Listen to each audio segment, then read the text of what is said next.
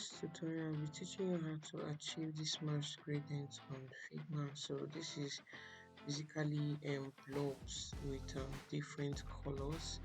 So with also some layer blobs. So I'll be teaching you how I was able to come up with this merge gradient background. So let's start. So the first thing we're going to do is to um, create a frame. So we're going to make use of this frame. So we're also going to create a bigger frame. So this one, the size is not fixed.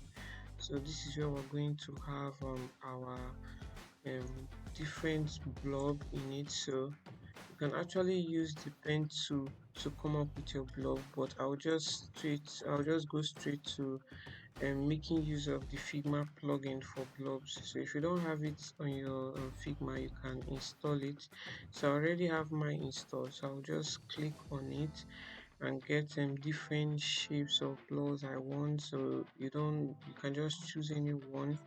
So I'll just go for 3 random blobs. So I'm going to insert them into this bigger frame. So what I'm going to do is that if you discover these are on top of this bigger frame, so I'm going to drag this under this frame one to make sure it's inside. So I'll do the same for the rest. So I'll drag this inside. So what actually make this this gradient more beautiful is using different shades of colors. So let me do it so you understand what I mean. So I'm going to pick a random color. So I'm going for purple. So I'll be going for this gradient. I can choose linear. I can go for this. So let me go for this. So I'm going to choose this. You can choose any color of your choice, particularize with any color. It must not be the color I use. So we're going to do the same for the second blob. I'm choosing pink.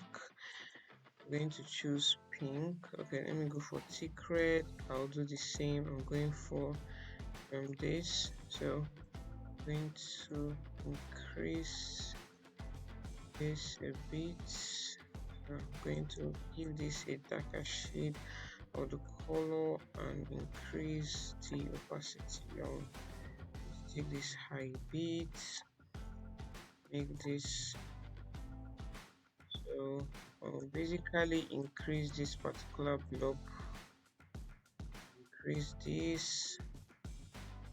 So by the time I'm done, all this is going to make sense. Right now it does not really make any sense, so let's just continue. You understand what I mean? So for this, I'm going to give this another color. So I'll go for a lighter shade of green, or let me go for this.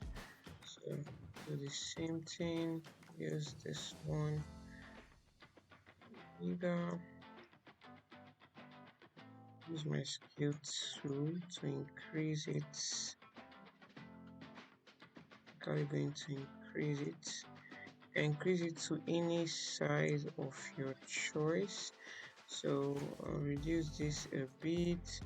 So for this frame, for this frame one, this big frame, I'm going to change the background color from white to any color of my choice. So I think the color matches with this, so I'm going to change the color of this particular blob. Like I said, the blob look invisible, but it's actually there. So let me change the color so that it will be visible. So let me give it red, around the teeth. I'll do the same for this.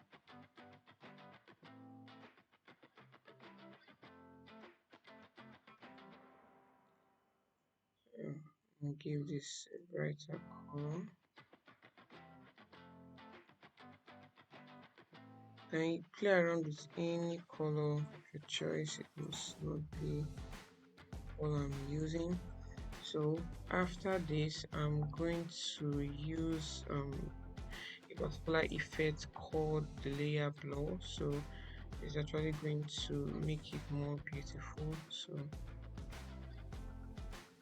we're going to give this layer block and we're going to increase it to 100. So we're going to do the same for this. Give it an effect, select layer block and make it 100. You can use any number of your choice. So I'll do the same for this.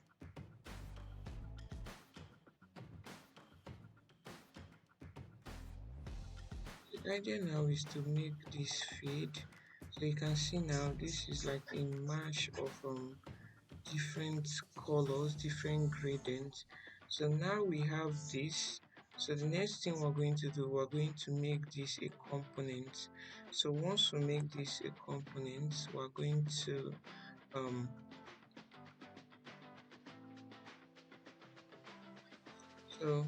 make a variant of this. So we'll make at least 3 variants of this. You see where I'm going to with this. So I'll click on this plus to get the third one. So for this second one, I'm going to um, increase this particular gradient so that it can give us a different feel. You can increase this, or you can also change the color. And go as far as changing the color. You'll see how all this play out at the time we're going to do the prototype. So let me just change this yellow to another color so that you can notice the change. So I'll leave this at this, then I'll do the same for the third mesh gradient. So I'm just going to give this one here a different color.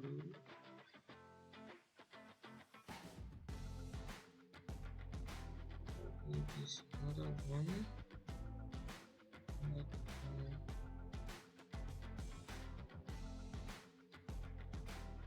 By the time we prototype this, it will look so beautiful. It's going to look so beautiful. So let me just go as far as changing the background of this particular one. Let me change it to red so that all this will be like little glows on top. So yeah, I'll do this for this one. So that the change. So the next thing we're going to do now is to do the prototype. We're also going to make use of after delay and smart animate. So I'm zooming in so that you can see the prototype I'm doing. So I'm zooming in, then if you can see this circle, you just drag it to the next one by using after delay, and we're using 1 milliseconds too because we want it slow as possible. Then we're using smart animate and we're giving this 500 um 5000 milliseconds. Let's go for 5000 milliseconds, and we're going to do in and out, here. So we're going to do same for the third. We're using same thing for the third. So this is going to be after delay 1 millisecond, smart animate in and out 5000. Yeah, so we're going to send this first one back to the first, so that once it goes from the first to the second, goes to the third, go back to the first. That's the idea. So this is going to be 1 milliseconds to after delay in and out 5000. So since we created this as a component, so we're going to see this in our assets. So if we go to our asset library, let me check my asset library. You are going to see this.